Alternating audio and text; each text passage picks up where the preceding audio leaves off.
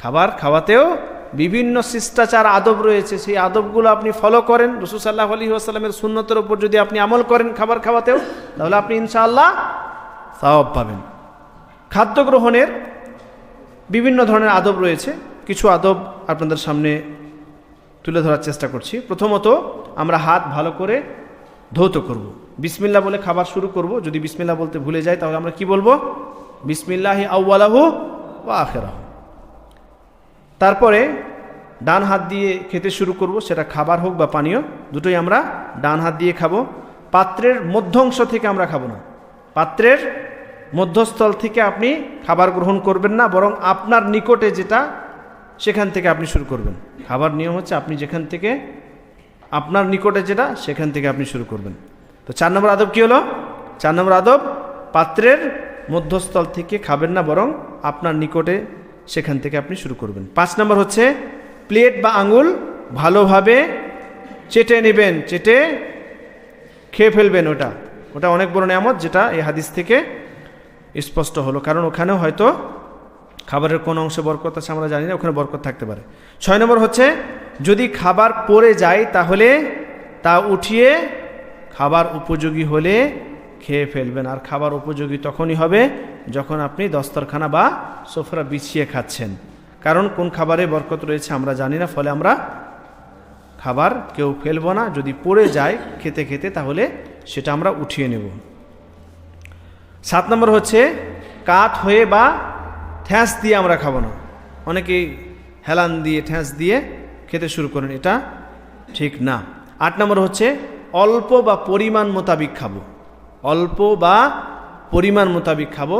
হাদিস থেকে স্পষ্ট যে পেটকে আপনি 3 ভাগে ভাগ করবেন, প্রথম ভাগে খাবার, দ্বিতীয় ভাগে পানি, আর তৃতীয় ভাগ শ্বাস প্রশ্বাসের জন্য খালি রাখবেন। পুরো একদম পেট পুরে গলা পর্যন্ত খাবেন না।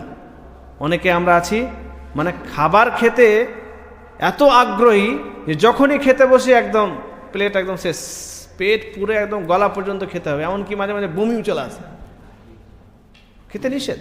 হাদিসের এই উসুল যদি আপনি ফলো করেন তাহলে আপনাকে কোনো ব্যায়ামও করতে হবে না, আর কোনো ডায়েট প্ল্যানও নিতে হবে না, কিছুই করতে হবে না। আপনি সব খাবারই গ্রহণ করেন। হ্যাঁ, যে খাবারে আপনার হয়তো রুচিতে কোলায় না, বা যে খাবার হয়তো গ্রহণ করলে আপনার কিছু হতে পারে, অ্যালার্জি আছে, সেই খাবার বাদ দিয়ে আপনি সমস্ত খাবার খান, কিন্তু অল্প এবং পরিমাণ মোতাবিক খান। হাদিসের এই উসুল ফলো করুন, আপনার কিছুই হবে না। আজকালকার বেশিরভাগ মানুষের অসুখ কেন হয় বেশি? এখন মানুষ যে আজকালকার এত বেশি অসুস্থ কেন? খাবারের কারণে। অতিরিক্ত খাবার খায়, এমন খাবার খায় যে মানুষ মনে হচ্ছে আজকেই শেষ খাবার খাবে, আর খেতে পাবে না। তো খাবারের কারণে মানুষের অসুখ বেশি হচ্ছে, হাই প্রেশার, সুগার, আরও ইত্যাদি বিভিন্ন ধরনের অসুখ। কি কারণে হচ্ছে? অতি পরিমাণে খাবার খাওয়ার কারণে। আপনি যদি এই হাদিসের উসুল ফলো করেন, কিছুই আপনাকে করতে হবে না, কোনো ডায়েট প্ল্যান নিতে হবে না, জিমও করতে হবে না, কিছুই করতে হবে না, কিছুই করতে হবে না। আপনি বাস আপনি যখন খেতে বসবেন হাদিসের এই উসুল ফলো করেন যে আমাকে পেটটাকে 3 ভাগ করতে হবে, 1 ভাগে আমি খাবার, 1 ভাগে পানি, আর 1 ভাগ খালি থাকবে। মানে সবসময় পেট খালি থাকবে। পেট পুরে খাওয়া এটা খাবার আদব না, বরং অল্প পরিমাণ যেটুকু আপনার প্রয়োজন। আসলে খাবার খুব বেশি প্রয়োজন না, আপনার বেঁচে থাকার জন্য আপনার যতটুকু খাবার প্রয়োজন সেটা খুব বেশি না, অল্প খাবার খেলেই আপনার হয়ে যায়। কিন্তু আপনি এখন অতিরিক্ত খাবেন, অতিরিক্ত মানে এত অতিরিক্ত যে মানুষ বমি করে ফেলছে,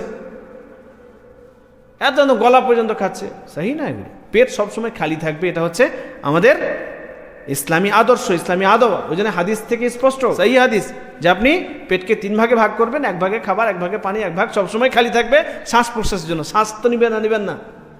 যাই হোক, তো এটি একটি আদব।